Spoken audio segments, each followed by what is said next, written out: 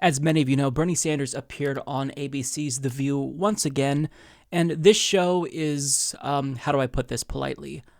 Trash. It's basically Fox News for centrists, Karens, wine moms, and shitlibs alike, and as you could have predicted, they weren't too kind to Bernie Sanders. But before I even play any portion of their interview with him, look at this preview that they aired for the upcoming interview.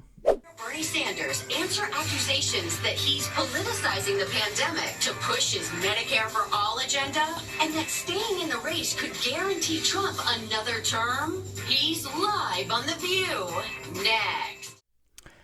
This is pants on head, worms in your brain, downright fucking idiocy. To accuse someone of politicizing healthcare during a global pandemic is fucking stupid. That's like saying you're politicizing war by talking about peace. So to even suggest that politicization of healthcare is possible during a literal global pandemic where people desperately need healthcare more than ever, I don't even know how many people this passed through before they approved it, but this makes them look very stupid. Even their viewers who are brainwashed can't hear that and think, wow, what a cogent point. It's stupidity. Now, on top of that, they said that by him staying in the race, he could guarantee Trump another victory. That is what I like to call a propaganda fail, because your words are at odds with one another. Could he or will he guarantee the victory? You see, they want you to think that Bernie's ongoing presence in this race could lead to Joe Biden losing. And you see, they're already pre-blaming him for Joe Biden's defeat, because you know that that's what they were going to do. But let's get into the actual nitty-gritty here, because Whoopi Goldberg really starts to hammer him on why he won't drop out of the race. And Whoopi Goldberg is a very smug, insufferable individual, but I've never seen her more condescending than in this clip. Take a look. I have to ask you this question now, because I've been watching to see what you were going to do, and I'm told that you intend to stay in this race for president because you believe there is a path to victory. I want to know what that path is, because this feels a little bit like it did when you didn't come out when Hillary Clinton was clearly the person folks were going for. So can you explain why you're still in the race and what this path is that you see?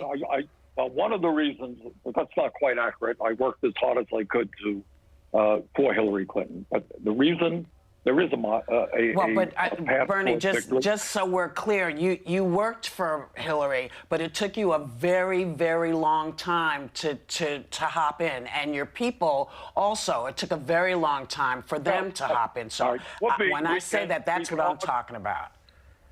Yeah, well, I don't accept that characterization, but the point is, people have a right. Why are you still in the race? People have a right. Last I heard, people in a democracy have a right to vote, and they have a right to vote for the agenda that they think can work for America, especially in this very, very difficult moment. We are assessing our campaign, as a matter of fact, where we want to go forward. But people in a democracy do have a right to vote. And right now, in this unprecedented moment in American history, I think we need to have a very serious discussion about how we go forward. And one of the things that I am working on with other members of the Senate and Congress is a new stimulus package, which not only makes sure that all of our people in this crisis have health care, but also that they continue to receive their paycheck. We have got to understand where we are at. And right now is April 1st. It is likely possible there are millions of people who cannot pay their rent. They are really lucky that Bernie Sanders is so nice, because if I were in Bernie Sanders' position, just to spite them, I would declare that I'm not going anywhere, I'm staying in all the way until the convention, and if I don't win, then I'll be running as an independent, maybe I'll be endorsing the Green Party nominee. They don't realize that if Bernie Sanders really wanted to be nasty, he could be nasty, and I think it's warranted given all of the poor treatment that they've given him. I mean, think about this. Back in 2015, when the Republican Party establishment and Fox News were all pressuring Donald Trump to, support the nominee, don't be divisive, after he basically said, I would run as an independent if they're going to treat me like this. What did he do? Well, after signing a loyalty pledge, he doubled down and said, actually, maybe I will run as an independent. Like, Bernie has got to understand that these people, they don't like him. He's only useful to them insofar as he provides them with ratings, and he's willing to be obedient. But since he's not being obedient, since he's not obeying like a good little soldier and falling in line and supporting Joe Biden, they absolutely despise him. And it's funny how Whoopi Goldberg is pretending to be a good journalist there, but why wouldn't she bring on Joe Biden and ask him about the credible rape allegation that nobody in the media is talking about? If you actually want to be a trailblazer, be a good journalist, Whoopi Goldberg, if that's what you're calling yourself now, I don't know what, why wouldn't you actually be a serious person and focus on the real issues and not trying to pressure Bernie Sanders to drop out when half the country hasn't even made their voices heard? Now, what irritated me even more about that clip is the aftermath, when Democratic Party hack Alyssa Milano was so pleased with Whoopi's questioning that she tweeted out, "Thank you, Whoopi Goldberg. This moment in time is too important to take bullshit from our politicians." Hey, Alyssa, any word on the rape allegations against the candidate that you support? Like, you're this huge feminist icon, a leader in the Me Too movement, no? Why haven't you said anything about the rape allegations? Don't act like you don't see us tweeting this news to you. Don't act like you don't see us pressing you to give an answer. We know you hear us, you're just choosing to ignore it because you know it makes you look really hypocritical. So the best move for you is to pretend like they don't exist. So rather than focusing on Bernie Sanders, why don't you focus on your friend, as you call him, and ask him whether or not these rape allegations are legitimate and why he hasn't called for an FBI investigation into the claims of Tara Reade. Why haven't you done that yet, Alyssa Milano? Until you do that, kindly shut the fuck up. Now, moving on, they get to the discussion about Medicare Fraud, and this is where the interview really goes off the rails, because they pose the question to Bernie Sanders about Medicare Fraud and how it would be valuable during a global pandemic, which should be obvious. But they set up the question by basically lying about other systems, other countries with single-payer systems, to be exact. Take a look. Countries with universal healthcare routinely have to wait longer and sometimes die before receiving many of the medical treatments. Right now, if you can't afford to wait, because Corona isn't, they're having this, it's not something you can wait on healthcare for. So what would your counter be to why that would be beneficial right now? Well, Sarah, I mean, the truth is that there are long waiting lines before coronavirus.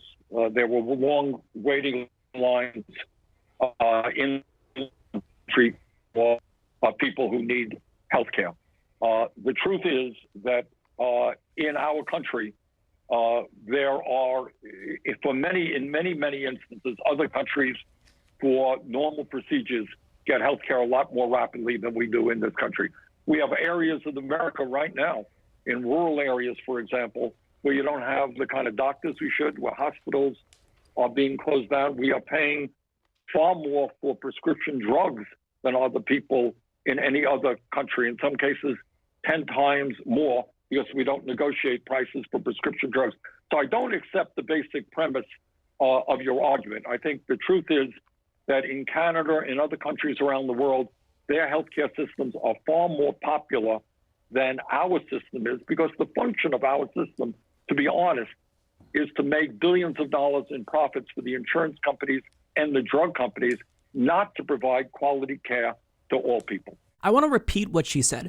Countries with universal healthcare routinely have to wait longer and sometimes die before receiving many of the medical treatments. Okay, what study are you citing? Which country are you talking about? What anecdotes do you have to prove this point? Name it.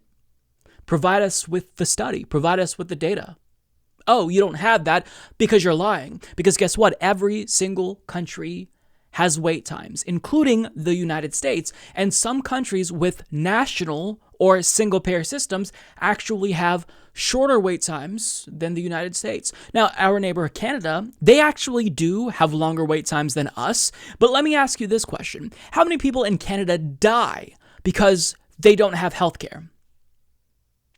The answer is 0 people. Now contrast that with the United States. How many people in this country die every single year because they don't have health care?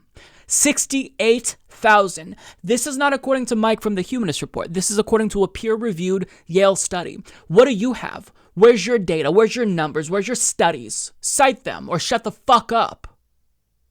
See, the thing that they don't tell you about is elective procedures. That does have a longer waiting time because everyone is covered.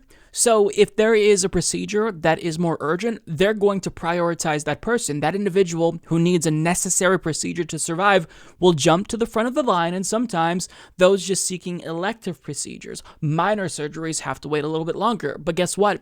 Nobody dies because they don't have healthcare. 0 people die in Canada because they don't have healthcare. So you can try to cite statistics and facts, but if you really want to play that game, I advise you not to unless you want to look like an absolute fucking liar.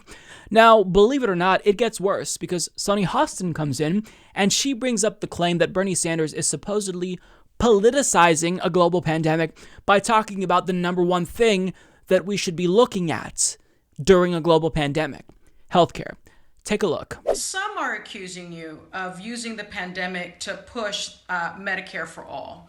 And they're saying, at this time, we should put politics aside and come together behind the president.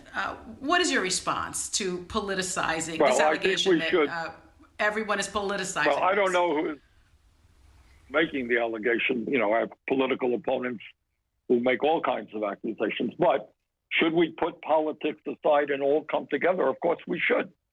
And when we all come together, it seems to me we have to do several things. One of them is guarantee health care to all people right now.